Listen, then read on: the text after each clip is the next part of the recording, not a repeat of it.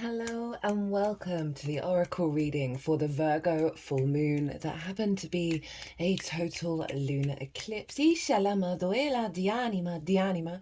I'm actually recording this a week after the event, which Friday, Venus's day. Ishalama doela dianima. But I work with 6-month cycles in lunations in general, and obviously eclipses are a much bigger energy. So what's coming through in this reading is serving the Virgo area of your chart for the next 6 months, and it's going to be activating a more integrated and expansive awareness of engaging with the intention of that eclipse. I'm going to be reading these oracle cards. I'm going to be channeling at the same time. Hello and welcome. My name's Chloe. I work with card divination, astrology, and I channel multi-dimensional energies through my body, both in the form of physical and vocal light language, and all of this brings in healing, attunement, and activation codes.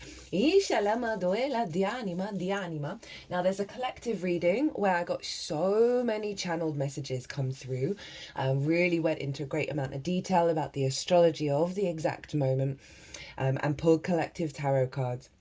And so there's some big themes around letting go of control, of fear, of needing to have all the answers, and letting go of a deeper connection to judgment, both internal and external. The key phrase that came through, like the top phrase that came through on the channeled messages, was the interconnected web that knows everything.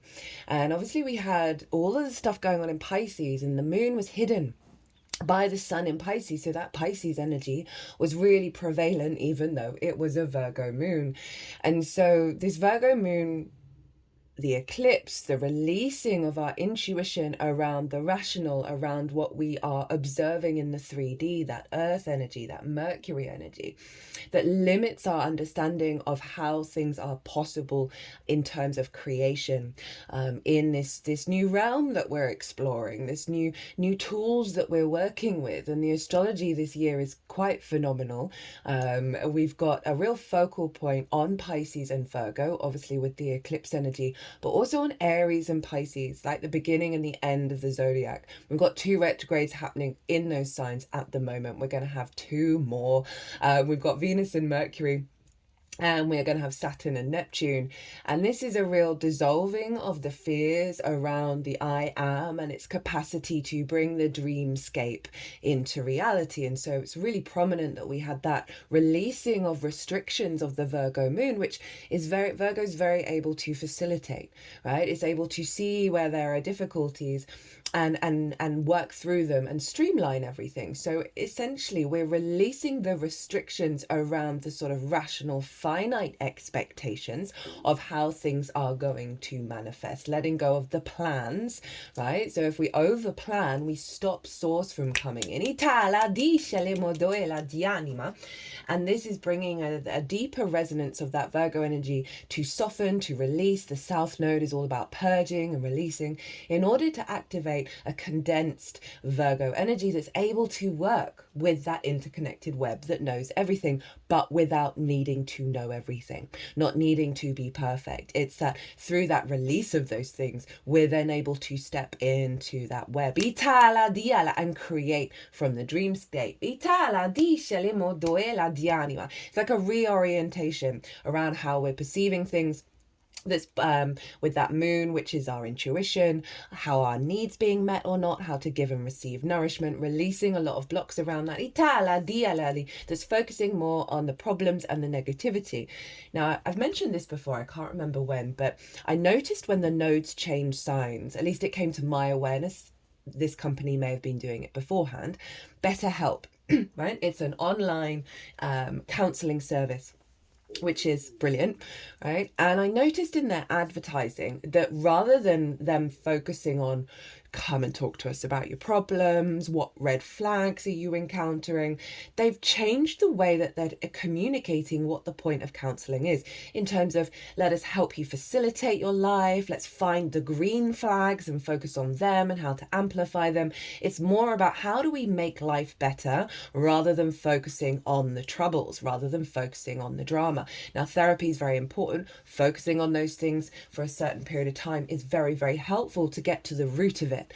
But so often when we stay in that space, when we stay in that criticism, that the regret or the pain, I'm sorry to say it, with all this stuff going on in Aries, especially Neptune and Saturn moving in there, and then their final ingress into that sign will be together, which hasn't happened in 12,000 years, just to be real, is about the reality that we create, right? And that can be really triggering, especially if we've had difficult things go on in our life. And I felt like that moon very much helped us release those restrictions around expecting those things to happen, which is then allowing us to step outside of that healing process and into more of the expansive Piscean, fluky, synchronistic, magical landscape. And with that Aries energy, and Mercury, the ruler of the moon, was in Aries. It went retrograde nearly exactly 24 hours after that eclipse.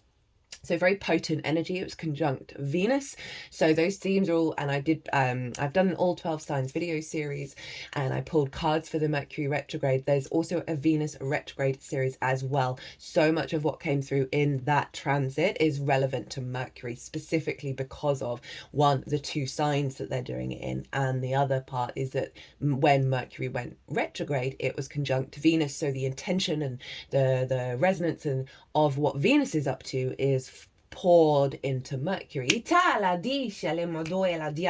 We're readjusting, we're recalibrating at such a fundamental level. Allow yourself rest, especially in this eclipse cycle. Allow yourself kindness and love, and realize that your physical vessel, that Virgo energy of the earth, needs time to integrate, especially the gut, because Virgo rules the gut. And so we're recalibrating that intuition by releasing, with the moon being hidden, old patterns of fear and survival around the intuition, right? The distorted intuition. And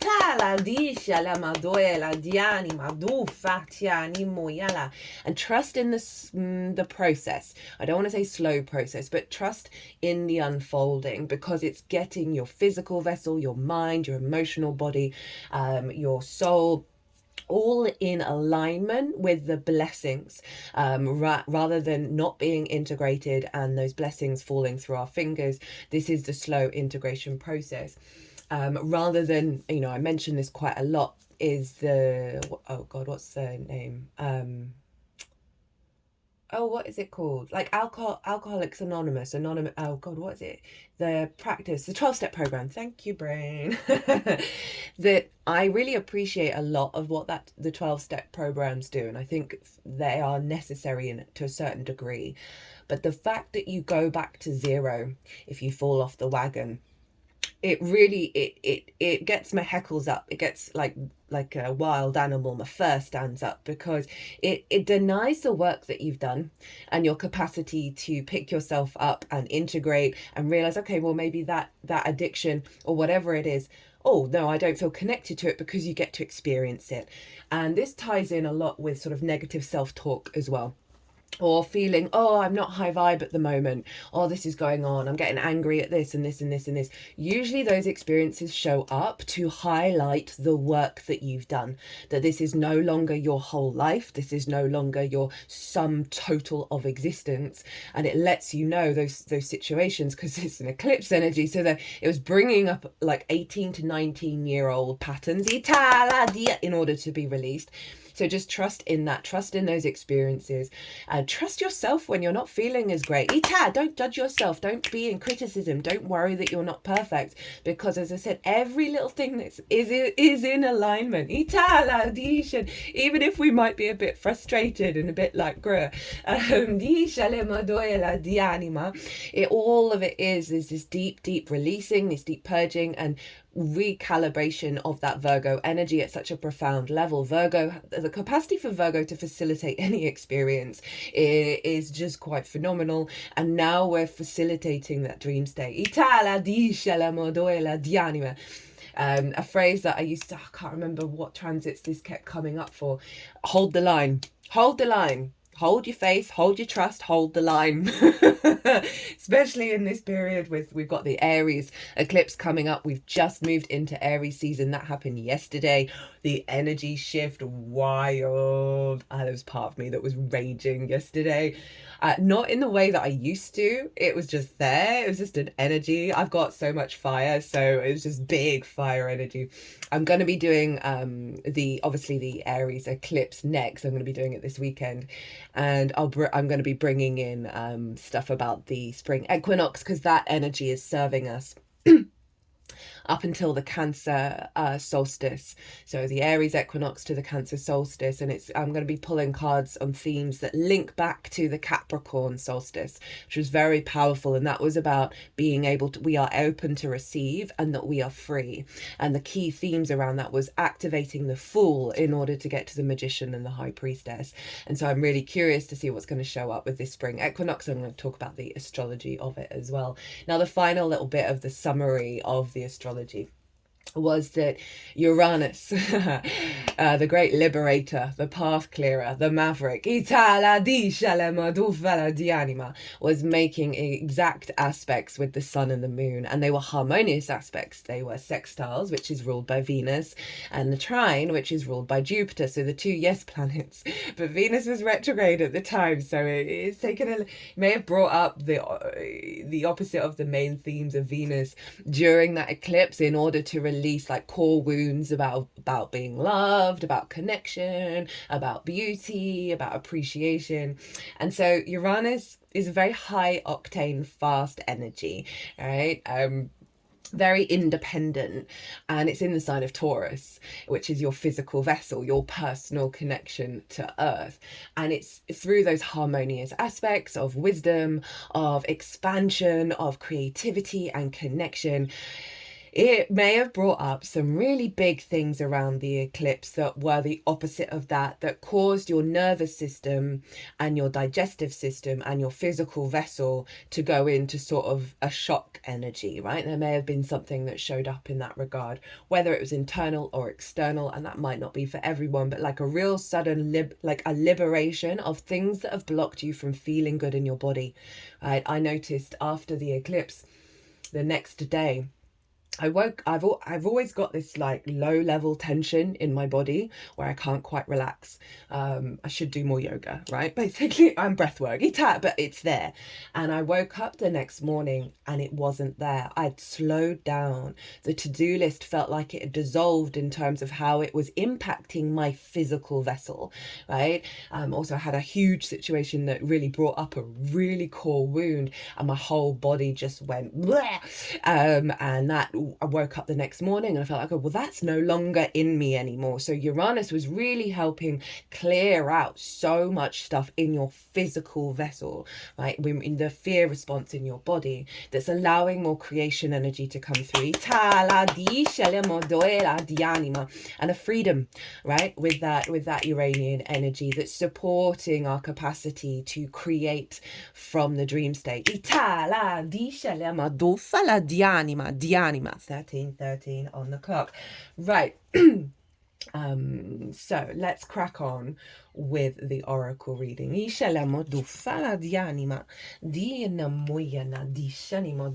the first card we have, and this is from the Spirit of Nature oracles, so there's quite a few nature decks that I brought in with the Virgo energy, and we've got the Fern. And it says, Green Man Wisdom, truth is the preserver of life. Divinatory meaning. In Celtic tradition, the idea of speaking the truth was an important aspect of personal honour and reflected on the qualities of the individual, whether king, queen, hero or craftsperson. Bards in particular were required to speak truthfully, despite the fact that they also had to make praise poems about their masters, which must often have somewhat stretched the truth. Possession of personal wisdom reflected back the idea that truth was observable. Those who were wise could see the truth more clearly than those who were not. Truth also preserved life itself, since to live in a way that reflected a true and honest understanding of the world meant that life itself was improved. Now, this ties into a lot of the themes of that releasing of the Virgo energy that sees the distortions, that sees the denser frequencies of conflict, of scarcity, of fear, of control. And this alignment is into a deeper awareness of the truth of reality wherever we're at, right? And we always go further and further, and the whole point really is to know that we know nothing, and that fundamentally is the truth. And it's so liberating. So this feels very allowing the undulating unknown energy to permeate and have a trust in it. The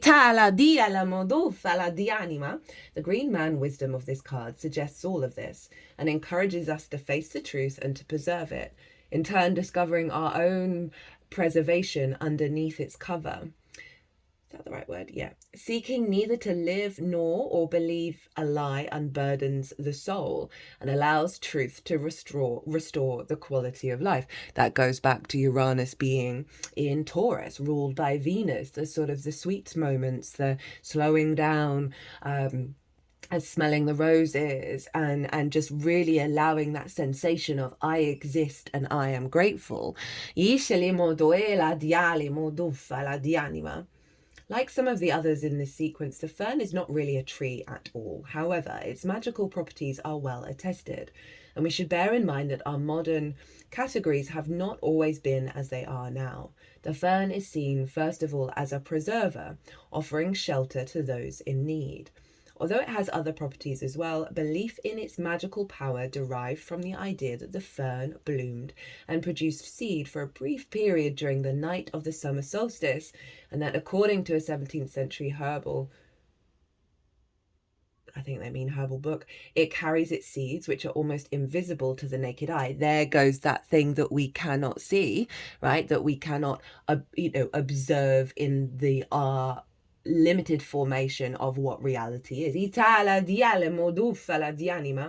On the back of a leaf, and in an attempt to explain this phenomenon, the fern was ascribed other wondrous properties. For instance, anyone who succeeded in collecting the seeds could become invisible, and those courageous few often went into the woods at midnight to seek them. That is making, I'm going to bring this more up in the Aries eclipse. I recently, every time I go on public transport, there's always a free paper, right? And I used to read it mostly because I was intrigued about what news stories were coming through in regards to astrology. At the moment, because of this Cancer, Mars, trine, Saturn, Pisces energy, there are lots of stories about harm, people who have committed harm that is lethal to the feminine coming into the news. There's court cases. There's just a lot of reference to that at the moment here in the UK, and lots of other stuff. I understand the news is always negative, but I was over the last week after the eclipse just really being like, I don't want to read the news anymore. I used to be very big. I dip in and out of geopolitics probably every 7 years. It tends to always be the same. And I often really get into it, and there's awareness of everything that's going on, of like, oh, I should be aware of this. I should connect. But it ties into that we create our own reality, and that the astrology over the next 2 years is really, everyone's walking their own I am path, and you're not leaving anyone behind when your frequency starts to create a reality that is counterintuitive to the collective. And this is linked into the phrase of becoming invisible. That the more that we do that and create our reality from deeper, more, not necessarily spiritual, but deeper, meaningful frequencies, more integrated frequencies, the more that energy is available to the collective. So you're actually doing yourself a disservice by falling into old spaces in that regard. And this is like a cloak of invisibility and protection for us over the next 6 months that is allowing us to cultivate that Virgo energy and its capacity to create from these, I say new, but they are just energies that we are becoming more aware of, that is in alignment with the miracles and the magic and the possibilities and the creation energy and the curiosity and the joy and all of that. So that seems very, very powerful. The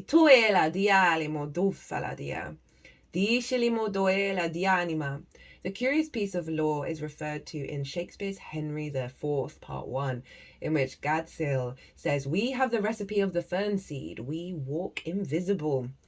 The treasure plant. Folk names for the fern range from the treasure first to death plant, lol, and death flower. Again, the purging, the releasing of that south node. Itala di anima, and encompassed a wide range of meanings from good to downright sinister.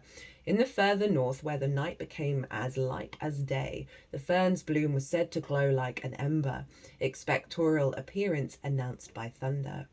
This led people to believe that the fern grew where treasure was buried. Itala dice. Oh, my root chakra is wiggling at that. I love ferns. Itala diale moduela di anima. The Finns believed that orphan children were most likely to obtain the seeds, presumably because they might be changelings. Something my mum always used to say that I was when I was a kid. Fern seeds were to be guarded by trolls who would try to snatch them away from anyone who preserved in their quest for wealth and magical powers. Secret seeds. One Irish tale tells of the story of a man who went to gather fern seeds and reported that spirits whispered in his ears, something striking his hat and other parts of his body. But the man persisted, and when he thought he had enough and had secured the magical seeds in a box, he went home, only to find the box empty. In Britain, it was said that the seeds could only be caught on I can't remember how to say this word. I haven't said this word in very pewter pewter plates. Some held that the 11 stacked plates were required since the seeds had the property of passing through all the rest. They were finally caught on the last plate of all. Itala dice le moduela. Okay, I feel like that's kind of linked into some of the craziness that eclipse energy can bring up, right? Where you think you haven't got what you need, and to keep on tapping into the unseen realms, keep on tapping into the possibilities of gaining, not gaining, the ferns clearly like, get away from my seeds. It's about practice. It's about habit. Virgo's very good about putting habits together of trusting in the unseen seeds that you have. Let's say you are the fern. The unseen seeds that you have planted, that have gone into different spaces. They're doing their thing. You may not see the fruition of them right now, but trust that those seeds, those magical, invisible seeds that are linked into the unseen realms, are going to create more life.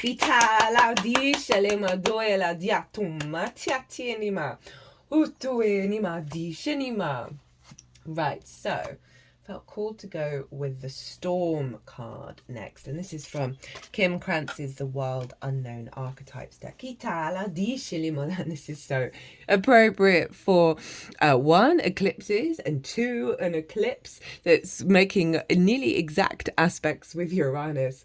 The storm, the chaos, the whirlwind, the disorder.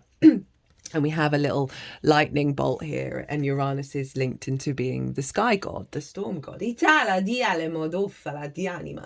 Possessing an energy much like the Tarot's Tower card. The storm and the Tower card is Mars's card, and I always link it into Uranus as well. And obviously Mars was ruling Mercury, and Mercury rules the moon. So Mars was influencing Mercury and this moon, and this sense of our intuition through our actions, and dissolving and cleansing those old instincts around scarcity that brings us into a higher alignment. And Mars was making a trine with Saturn and with Vesta over in Scorpio. So we actually had a huge amount of yin energy involved in this recalibration, this softening, with that Mercury in Aries of like being able to connect to the instinct and the ideas, and then bring that in for the yin energy to cultivate. The storm undoes all that is. Everything that was solid, known, and relied upon is stripped away by the winds of fate. The ground becomes the sky, and the sky becomes the centre, and then the centre disappears. The storm is a great equalizer. No matter how far we've come on the path, no matter our age, wealth, or wisdom, we can't hide from its savage winds. Their disturbing howl stirs anxiety and makes it impossible to see and think straight. You must wait it out. If you try to fight the storm, you will lose. A better option is to, and you know, with eclipse energy, it's always, I find it's best is to not plan anything, not get in the way and control what the eclipse energy is up to, and trust this is a bigger thing that's going on. You're not going to have all the answers. It's going to unfold, and to really trust in it and not fight what it's trying to teach you. A better option is to seek temporary shelter and a reliable friend. When all else fails, go within. There, for a moment, you settle into the eye of the storm. When light, meaningful obliteration and annihilation. The storm lays bare the truth that there are forces larger than you. This understanding is a relief, but also a predicament of power that requires your surrender. The storm's intention is to rebalance your equilibrium. It is a result of precarious conditions, not the cause of them. So trust what fell apart.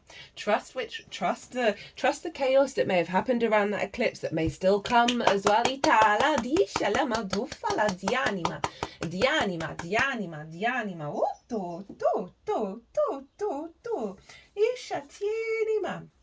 Okay, so next up from a new deck that I got. This is the Dream Weaver's Oracle. Felt very appropriate for all of that Pisces vibes. And I love the imagery so much.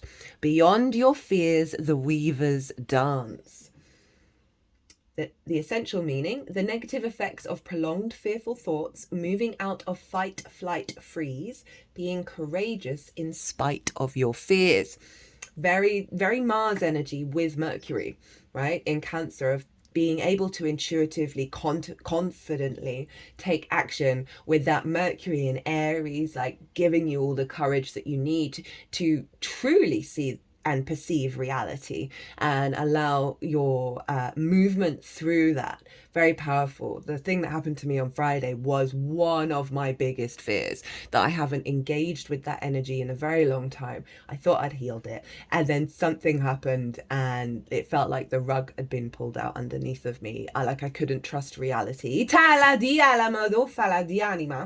Beyond your fears, the dream weavers dance, weaving the beautiful patterns of your life into the great weaving of all life. Fear, although a worthy, self-protective emotion, engages your fight, flight, freeze response, also fawn as well. This trauma response, which also includes submit or cry for help, is not meant to be sustained for any prolonged period. If you find that you're in that state a lot, look up the vagus nerve and things to do to help regulate the vagus nerve. I remember finding out about that. Oh God, that was about 7 years ago. Profoundly changed my life, and helped regulate my physical vessel in not being in that burnout energy, right? We need to rest. We need to be still. We need to digest. And that brings in, when we're in rest and digest state, which I think is the parasympathetic nervous system, and the sympathetic nervous system is fight and flight. I always get them around the wrong way. That when we're at rest, we are in trust. We are in peace. We're supposed to be in that yin energy most of the time. Perhaps you've experienced something in your life that has you constantly on patrol. Your brain is in survival mode, always seeking potential threats, trying to keep you safe, but also cutting you off from your connection with spirit. It's hard to move past your fears if you've been conditioned to expect the worst. Your inquiry now is shining a light on the idea of false evidence appearing real, rather than something actually worthy of fear. Take several deep breaths and release the catastrophe in your mind. There is nothing to worry about. Allow for what is to be what is. Now is the time to trust life, to trust yourself, and to trust the universe. Release your fears to the divine and step forward.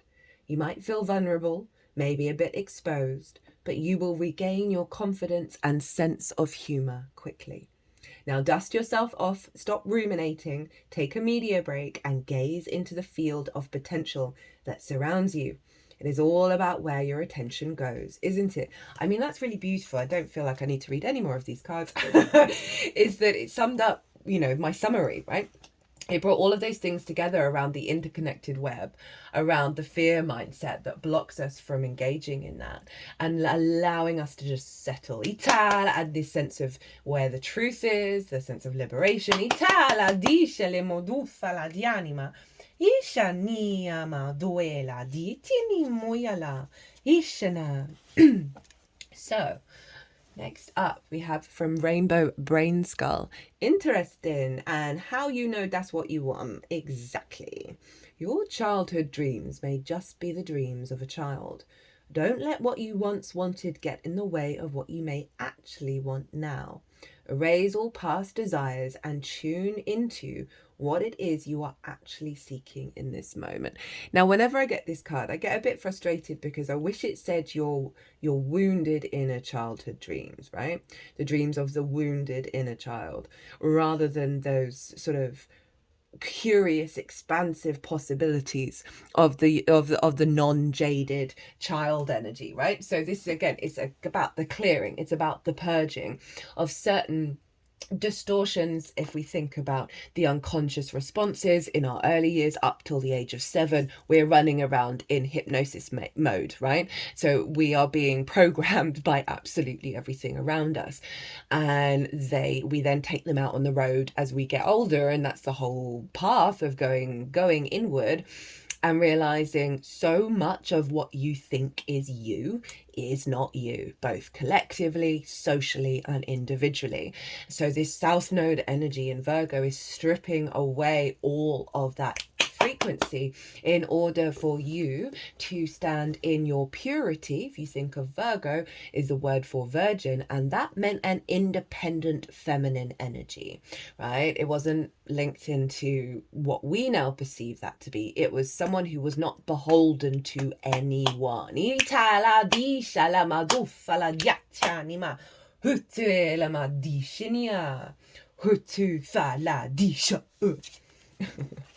Right, now we've got from the Magical Botanical Oracle, which I cannot recommend this deck enough. It has got so much good information in the book, and the imagery is incredibly powerful. And Virgo is very much more what's healthy for you, like the herbs of it all, rather than this tastes nice, right? So there is that healing. Both Pisces and Virgo are very strong healing axis, although I think all of them are, but there's a particular focus on the desire to help, right? The desire to give, the desire to facilitate. The European yew tree and its relatives are powerful trees linked to the realms of the dead. And if you think the South Node, the tail of the dragon, releasing, purging the past, lots of karmic past life energy, past soul family. It's where you feel comfortable. It is the known, we can link it into the ancestors, but I feel it's more like past life energy than anything, because Pluto's more the ancestors. That and Mercury was making an aspect to Pluto, so we were getting a lot of support around the wisdom that's coming through, as well as releasing those fears from old cycles, right? Old incarnations around creating from a magical place where we may have felt that it wasn't working, and then gone into a state of criticism, a state of judgment, whether it was about the environment, or internally. And this just felt like such a big liberating release with that Uranian energy of really allowing us to let go. Very old yews often found in graveyards, and folklore suggests that within the mouths of every corpse in the ground is the root of the yew, connecting them, making the yew the speaking tree for the dead. While toxic, in magic, the yew is used ritually in rites of necromancy to commune with the spirits of the dead and other underworld creatures. Simply holding a U wand naturally increases your mediumship abilities. You can also protect us from the same spirits it connects us to. So talismans of you can be used to protect one from ghosts and phantoms. And that's like the ghosts of yourself. There's wanting to pull you back to those conditioned responses that aren't to do with you anymore, because they served a purpose. And we're learning that, oh, that purpose doesn't even exist anymore.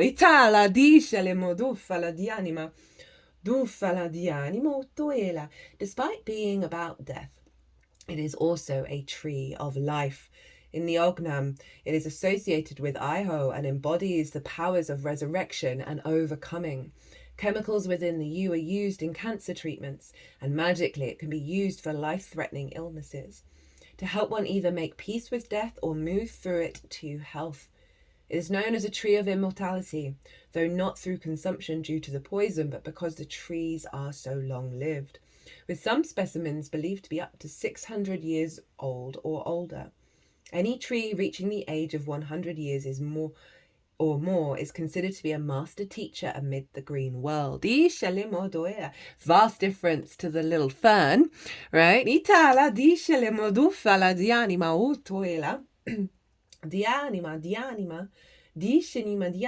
to these associations, yous are sacred to dark gods and goddesses of the underworld, those who help us commune with the spirits of the dead, such as the goddess Hecate. Theobald of Statius claimed her torches were made from you. Let her lead them with the torches of flaming you. Let her give 3 swings of her mighty serpent. Lo, tail of the dragon. And a dragon is just amplification of snake magic. Itala di shala dufala dianima. And do not let the heads of Cerberus be obstacles to those deprived of light. So she is guiding our way through the release, through the purge, through the graveyard of old parts and paradigms of who we are. Due to the toxic nature of you, polished pieces of wood as magical instruments are favoured, and despite Hecate's torches, it shouldn't be burned in incense or magical fires, just FYI. The medicine, the U spirit, is one of regeneration and strength, connecting us to deep ancient wisdom. And that is the wisdom of the interconnected web that knows everything. And the wisdom that our ancient wisdom keepers, that our past ancestors were able to tap into that and create in the 3D world on that. Yous can split under their own weight, but not get infected in the fractures like other trees, allowing them to live past many other trees. The tree can regenerate and create new shoots where it is cut, even in its old age becoming reborn once again. They encourage us to shed our burdens, regenerate from our foundations, and tap deep into the ancient wisdom all around us to find our purpose. You helps us see the bigger picture of not only our personal lifetime, but also in the arc of the ancestors and descendants, allowing us to understand how our actions have been influenced by those before us, and how our actions now will influence those to come. Encouraging us to choose wisely and fulfill our life's purpose. You helps us get to the root of our problem on a deeper soul level, to heal our foundational cause and move forward. Listen to the ancestors, listen to the earth, listen to the deep wisdom of the soul. Here our guide is the soul of the world, the Anima Mundi, in the form of the goddess Hecate. She bears the torch of illumination into the darkness of your life. What are you not hearing, seeing, or doing right now that would put you in right relationship with all things? Look, listen, align back with your foundation and do what must be done. You indicates that you have the support you need within you and all around you. Hecate comes triple-faced, with knowledge of the past and the future as well as the present moment. Flanked by her hounds, she bears the serpent of change, carrying the key of mysteries, her blade cutting that which does not serve. Affirmation. I listen to the voices of the past to create the future.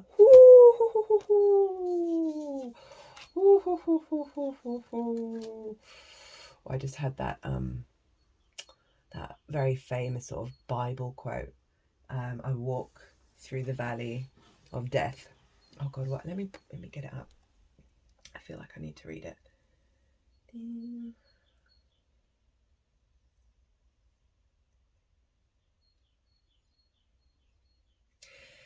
Yea, though I walk through the valley of the shadow of death, I will fear no evil, for thou art with me. Thy rod and thy staff, they comfort me. That's from Psalm 23, verse 4. Ishala dianima oyala oyana. Ishala maut. Ut. Ut. Ooh. Yana disha. Hut. Hut. Hut. Hut. Hut. Whoa. Okay. Pretty powerful. Yeah. Yeah. I mean, the level of sort of grounded energy after that eclipse has been quite profound, even with a lot of freneticism going on, that there's just this deep surrender to the experience and stepping outside of conflict. Remember, we had that grand water trine with Mars, Saturn, and Vesta. And Vesta represents wherever she's transiting, she's recalibrating our soul contracts and the clarity and awareness of that, right? But it's in the sign of Scorpio. And the moon that went into Scorpio afterwards, I had one of my worst nights of being in the pit, right? Real fear mindset, whole body dysregulated, and woke up the next morning being like, whoa, something really powerful got released there.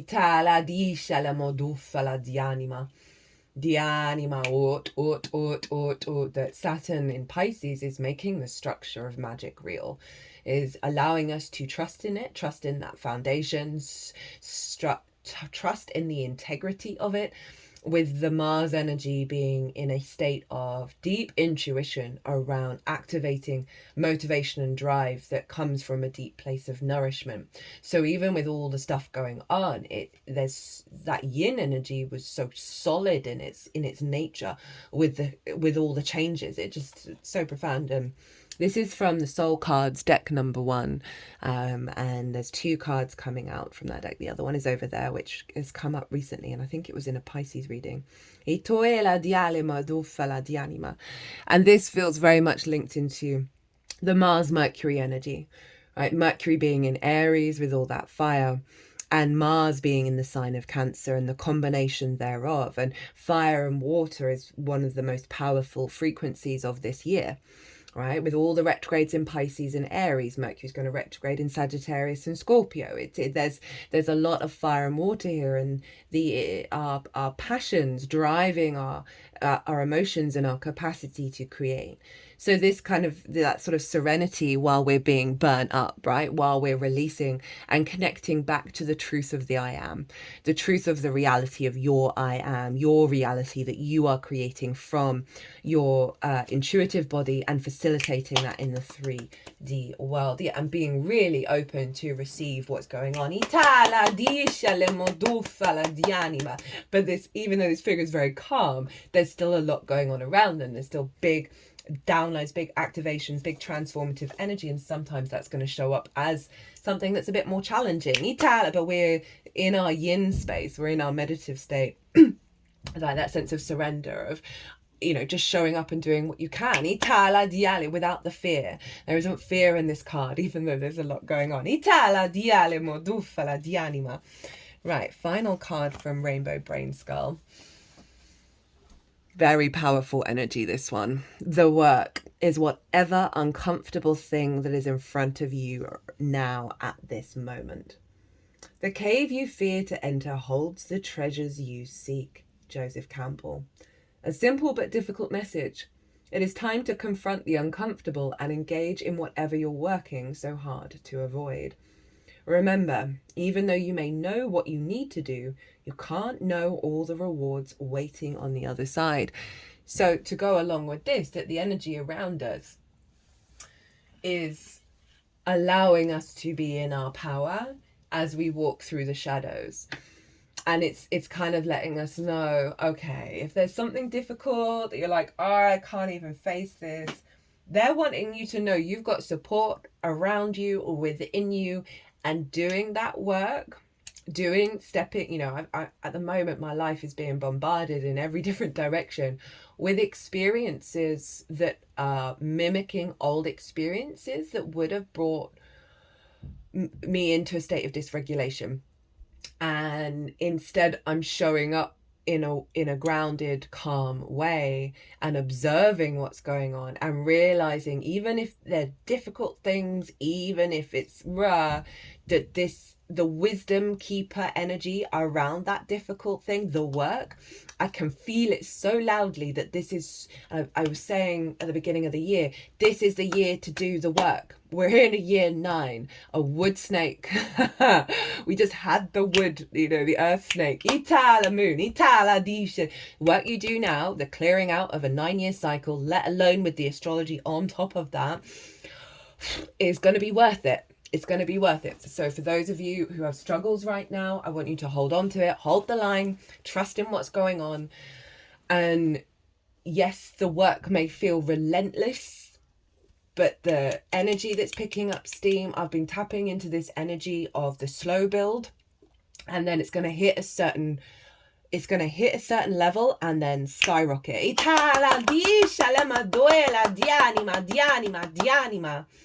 Okay, I thought I brought in a little crystal card to see what support. There is love and there is also life. So this feels linked into the fact that Venus was conjunct Mercury at the time of this moon, and so that Venusian energy was feeding into Mercury there. And that fiery life, freedom, autonomy energy of Aries, of like, this is what to redirect to. My message is clear. I give you love and also I bring you life. Life will generate your love, expand your love, give you an appreciation of the life of others. And that's honoring the I am of every situation. And that's something that's really helped. I'm going to talk more about that in the eclipse, the Aries eclipse, is stepping outside of anything else other than just honoring what people are choosing to do and be, right? Honoring the I am and honoring my own I am. But first I bring you an appreciation of yourself. So take this moment to form a friendship with me. Oh, that's lovely. Rhodonite clears, I don't know if I said that right, clears pathways to the heart center. Physically, it can open up the airways. Spiritually, it can heal the pressure of life, helping you to relax. Well, we need that after all of that stuff, don't we? It also has the ability to ground your energies while retaining a communication with the energies of the crown chakra. It can heal relationships, very apropos with Venus and Mercury now being retrograde. Mental and emotional. It works upon the emotional first. If you are mentally overactive, you can either block off the emotions or, because of the nature of mental activity, cause a nervous energy and heightened feeling, very relevant to that Uranian frequency. Rhodonite will calm this emotional activity. Oh, my other hand's just gone over my heart space, not the heart chakra, but where the heart actually is. And in turn will reduce the mental activity. Hold a piece of rhodonite, I don't think I've got any actually of this, in each hand, and then take 3 breaths. Breathing in the energy of rhodonite. The piece in your left hand represents the love aspect of rhodonite. That's my left was over my heart. And the piece in your right hand represents the life aspect of rhodonite. Hi, present, right hand. Then state, I am love and I am life. Experience then the energies of rhodonite. Just sort of heard a little message from Venus of like, it's not that she's, I mean, she is sorry, but she's just like, trust what's going on. I feel like she's wrapping us in her love of whatever we're navigating with that side of it. Whether it's, you know, a romantic love, a friendship, maternal, parental energy out with the world in general, with yourself. And Virgo energy can be very hypercritical on itself, because it's the focus on the problems rather than the joy of creation. Right. Carl Gray, Gateway of Light Activation. We have the Arcturian light codes. Now, before I read this, my connection to the Arcturians,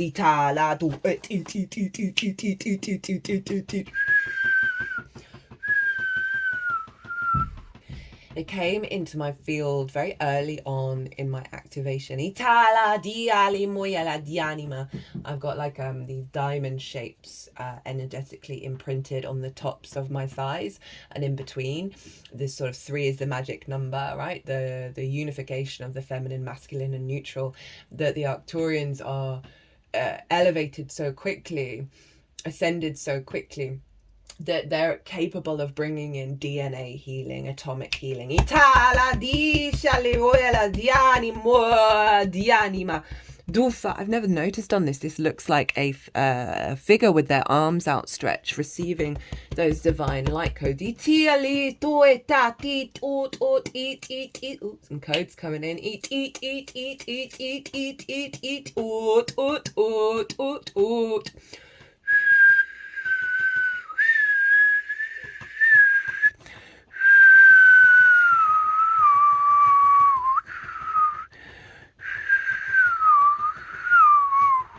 Oh, they're focusing on the Buddha. And the third eye into the happy Buddha. Oh, going through a portal.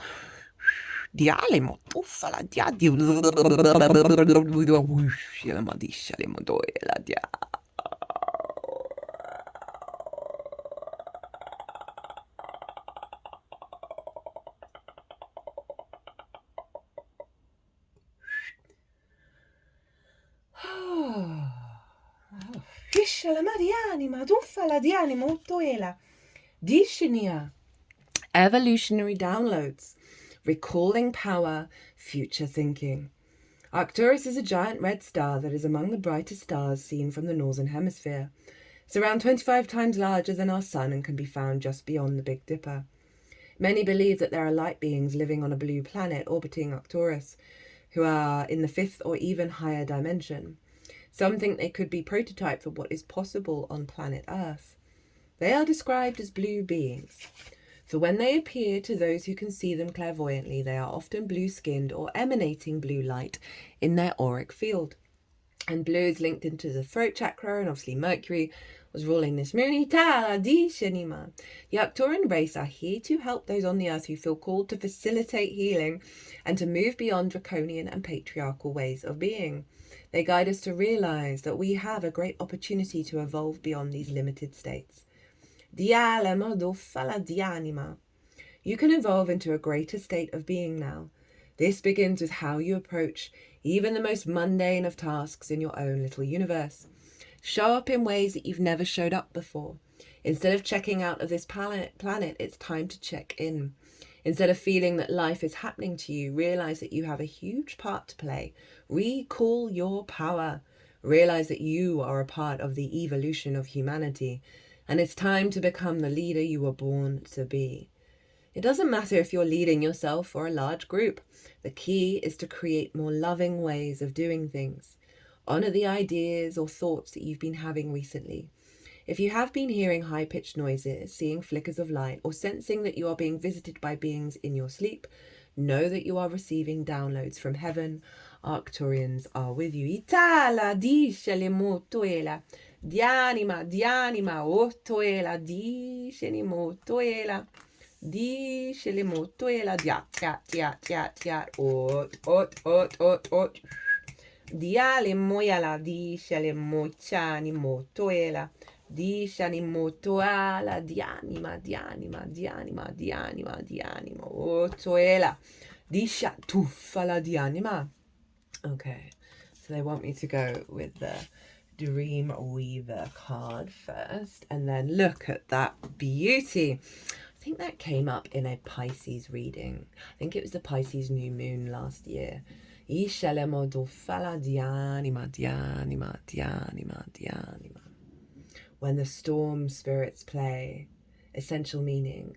Understanding how to navigate divine chaos. I like that phrase. Clear the air, stir the pot, scatter seeds, bring new possibilities. You're being asked to surrender your need to control outer circumstances, which is based on a desire to feel more certain, very Virgo in nature, avoid confrontation or resist change. This card signifies a time to trust that this chaos, this disorder, this turbulence has shown up in your life is temporary but important. You're now able to let go of what is unnecessary or that which you've resisted, releasing Itala di anima. Consider how clear the air is after a storm, how dead branches are pruned from trees, and how potent seeds are scattered so new life can sprout in new soil. Even if you find yourself in conflict now, there is a gift in this.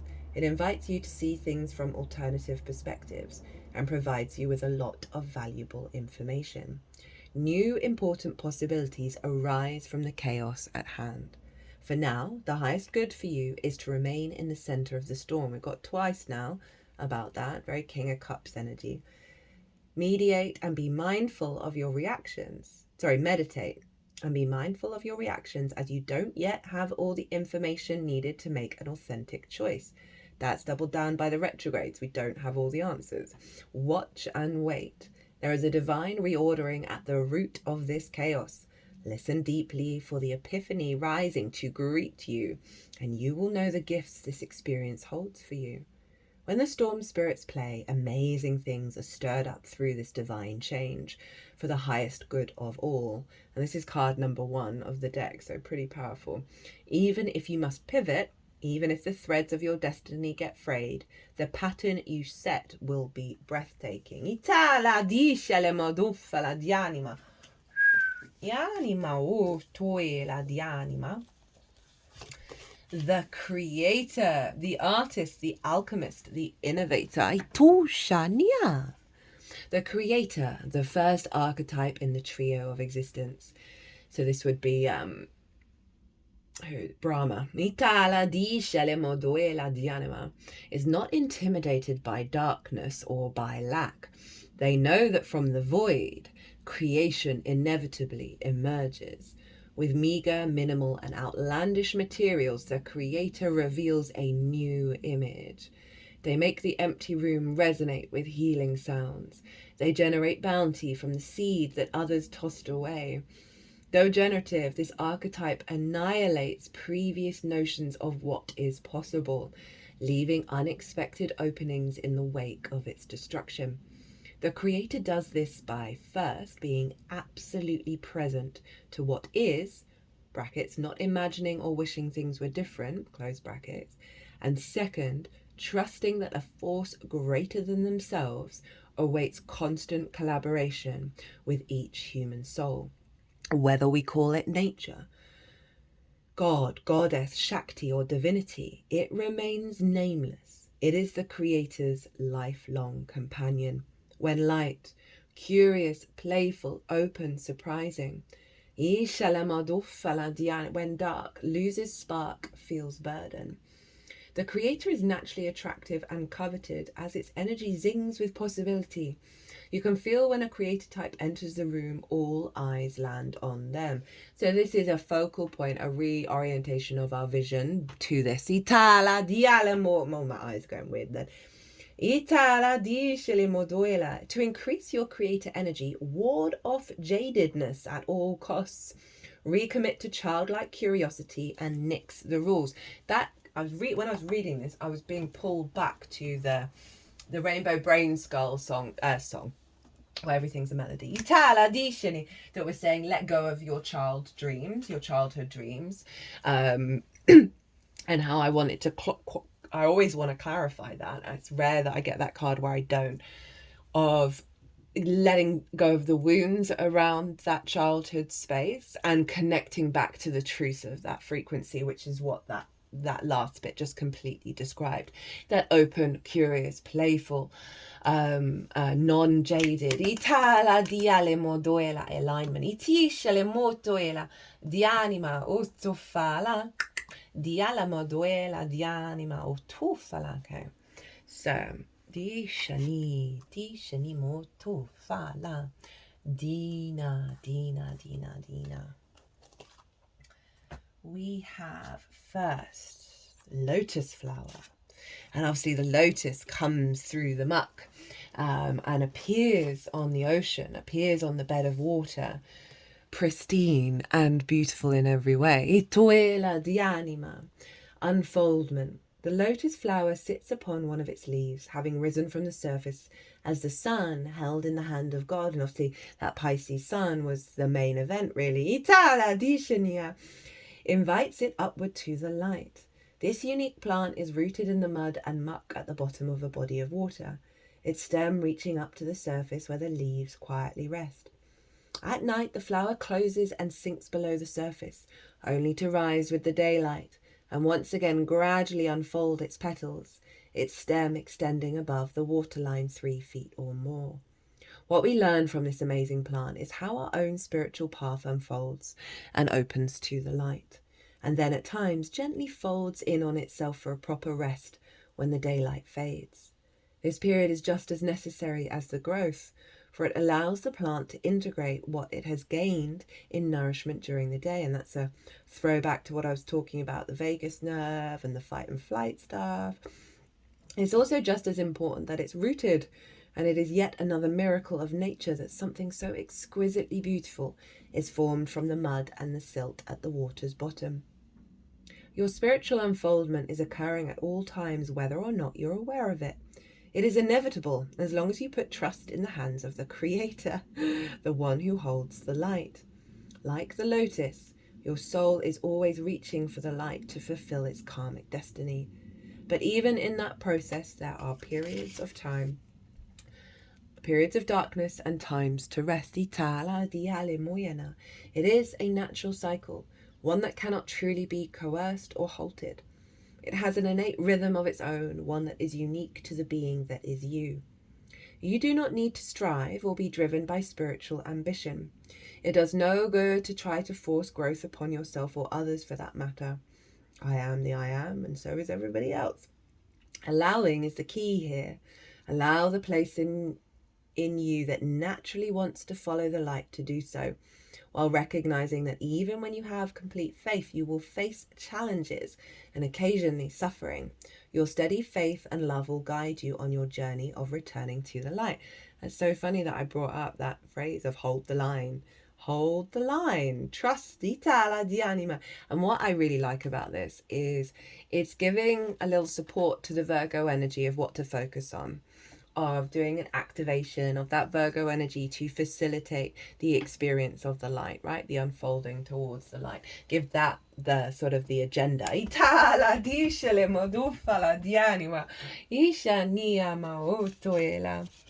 And now we've got Paul the Venetian from Carl Gray's The Keepers of the Light Oracle.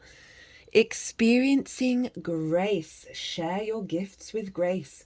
Waves of inspiration and love are coming to you. Paul the Venetian is said to be the ascended form of Paolo Veronese, a famous artist of the Italian Renaissance. The Venetian refers to the fact that he was connected to Venice, Italy. It is believed that on his passing in 1588, he had the opportunity to help humanity by sharing his lifelong wisdom. He is the keeper of the light who helps us accept our talents and hone our skills so that we can share the beauty of our soul with the world. He brings waves of good energy, grace, and encouragement, and works with all artists, musicians, designers, and anyone else who needs support in channeling their talents. So now we're like clearing a lot of the old structures of how the talent of Virgo. Grace is coming in to soothe that and expand on that. Oh, beautiful. Whatever creative ideas you're having at this time, they are inspired by the divine. Paul the Venetian is here to help you channel your gifts. You may have felt blocked or held back in the past, but now it's time to recognize how talented you really are. Follow your bliss and share your grace. And that is in alignment with the self-doubt, the self-criticism, the self-judgment that Virgo of I am not perfect therefore I am nothing. Itala disce le moduela di anima utuela. Your creativity is a gift to the world, and you share it with all those around you. You make space in your heart for goodness to enter. Recognize your gifts today and express your creative self in a way that suits you. Itala disce le moduela di anima. Dufana. And then a very another similar energy. We've got the dragonfly and emergence. In the stages of the life cycle of a dragonfly, once the egg is laid upon a floating plant, hello lotus, and dropped into the water, it gestates, hatches, and may remain for up to 4 years I did not know that, in larval form called a nymph. This is a precursor even to the dragonfly. Dragonflies skip the cocoon stage, moving from the egg directly to nymph. At some point, the nymph climbs onto a rock or leaf and there emerges from its former body and takes on the shape and character of an adult dragonfly. This radiant being then proceeds to illuminate our eyes and hearts as we witness its dramatic colours and magical dance along the surface of the water. In this card we see a nature goddess, like the dragonfly emerging from the water, her hair braided with vines, dotted with flowers. She is surrounded by dragonflies and is one with the vibrant plant life thriving in the pond. The goddess emerges from her gestation in the water transformed, with a renewed sense of purpose and power. You are in an intense process of emergence into the next cycle of your life. Unlike the more gradual shifts in awareness you have experienced, this one is happening quite rapidly and came on somewhat unexpectedly, without any pause for contemplation or indecision. You may even think that you are unprepared for such a dramatic changes in your life, yet you are prepared and can put to use the experience and wisdom you have accumulated up to now. With that kind of 4-year thing, and what I said earlier of like, I've felt this energy around of the awareness of the establishment of foundational energy, right? Of taking the time, doing the slow integration, building, and then it's going to hit a point, and it's the speed at which that shifts and changes is going to be quite phenomenal. Life is demanding that you move into the next stage of maturity. That's the Saturn energy that Mars was trining, and obviously Saturn was very much closely connected to the North Node, the Sun and Neptune over in Pisces. This requires you to adjust your thinking about yourself, others and your community. It calls for you to shed yet another layer of your ego-filled defences and let go of any illusions of being less than who you are. This period of emergence is one of broadened consciousness and heightened perceptual capacities. And since it is inevitable, it is best to surrender to the flow and allow yourself to gracefully move into the next cycle of your life.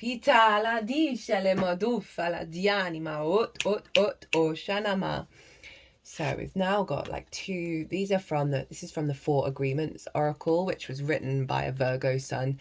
It's one of my Mercury decks. I just felt cool to get the top card from the deck that's just behind me. Be impeccable with your word.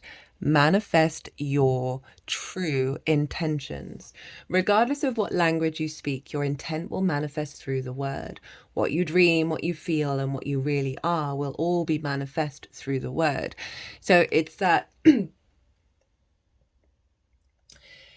that level of maturity and grace, that shifting from the cleansing to the activation of creator mode, right?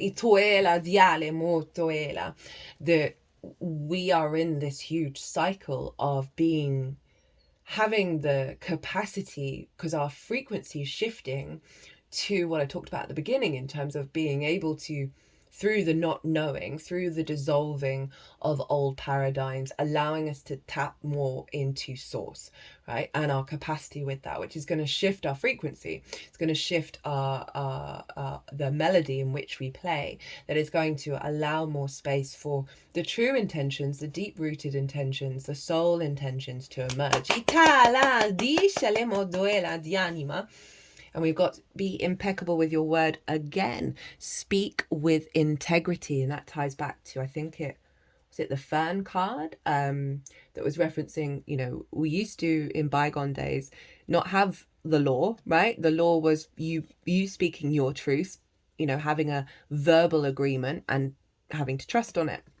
And it's reminded me, I was thinking the other day about Marcus Aurelius's Meditations book, and how I could take or leave his bit, but the first chapter, he basically lists all the wise people he's interacted with and all their core tenets, like the core practice, the core drive. And so many of them said, speak your truth, so people know where they stand, so you know where you stand, so people can trust you. And that is something I've been trying to implement at a really I'm really trying to push myself on that, because sometimes you don't say things because you're being mindful or you're not ready to, and it's not necessarily about forcing yourself to step into radical truth, although I think that's where we're headed, because we need to integrate that, but being truthful with yourself. And so much of what we tell ourselves is not real, is not true. Say only what you mean. Avoid using the word to speak against yourself or to gossip about others. Use the power of your word in the direction of truth and love. And that is so on the money with the Mercury-Venus conjunction. That influenced this moon. That's the way through. Because the more that we pull back, we lie to kids so easily and understandably, because parents are tired. But I think it's the reason why we live in, the clown world right now, because we are taught at a very early age that it's okay to distort reality.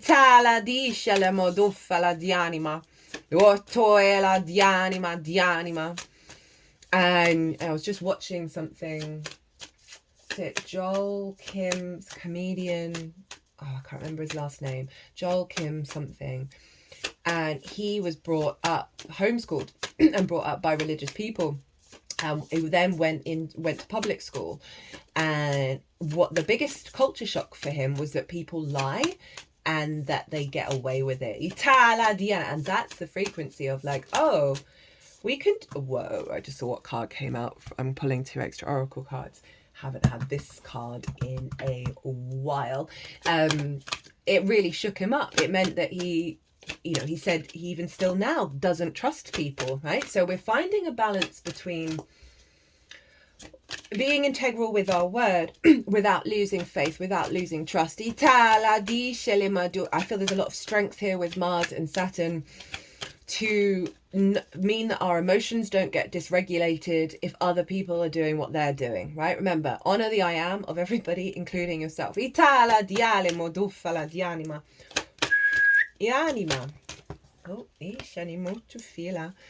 speaking of the I am, we're getting a card from another new deck that I've got, and I got it specifically for the Aries energy, right? The all the big shifts going on in Aries, because it's called the Hero's Journey Dream Oracle. There we go. Oh no, that's still 2. We just want the one.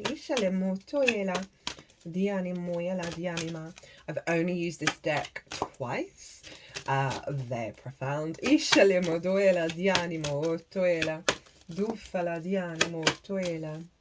So the other card we've got don't take anything personally. Lol, that's just what I just said. Everyone lives in their own dream. Let everyone be, right? You get on, there we go, got the card. You get on with your own life. And this is again that emotional strength with Saturn, maturity, and Mars. Of being in the eye of the storm and not letting it dysregulate us. All people live in their own dream, in their own mind. They are in a completely different world from the one that we live in, and that helps us not take things so personally. And then the final card is another card from the Soul card, deck number 1. And this is the beautiful containment of our I am, where Mercury was. With the intuition and the magic of source. that is allowing the Virgo energy to expand in that way and feel very safe in the process of doing it. Itala dishale moyala dialima otoela dianima dianima dianima. Right. So we're going to go with the here, and we've got number 9, which is funny because I brought up the fact that we're in a year 9, guys. Itala dialima dofala dianima ushanima. You are invited. Suit up, show up, and open up. Never forget that life can only be nobly inspired and rightly lived if you take it bravely and gallantly as a splendid adventure in which you are setting out into an unknown country. To meet many a joy, to find many a comrade, to win and lose many a battle. And that was a quote by Annie Besant. Feel the gentle tap on your shoulder. Notice the golden ticket in your hand. And see the red carpet leading to your highest destiny rolled out before you. You have been cordially invited to show up to the party with your unique gifts, talents, experiences, perspective, joy, humour, and sense of adventure. On this hero's journey, you are an honoured guest. You don't have to figure out how this will go. You don't have to weigh the pros and cons or create a cost-benefit analysis. Hi, old school Virgo. Instead, leap. Build your wings as you go, and trust that even if you fall, you will be falling forward. Even if you stumble and fumble, it will be into the ecstasy of expansion. Dhyanima mantra. I am honoured to be given a golden ticket to participate in my best life. Itala dishale moto ela dhyanima. Dhyanima, dhyanima, ot, dishanima. Oitianima, dialima. I like how it wanted to also be here to kind of be like, this is part of it. Trust in that. Itala dish. Oh, I opened just where this card is. So this is from the Wild Unknown Animal Spirits deck, and it's broken up into elements and also a spirit element. Itala diana. And this is one of the spirit element cards, and we've got the golden egg. We just got the golden ticket.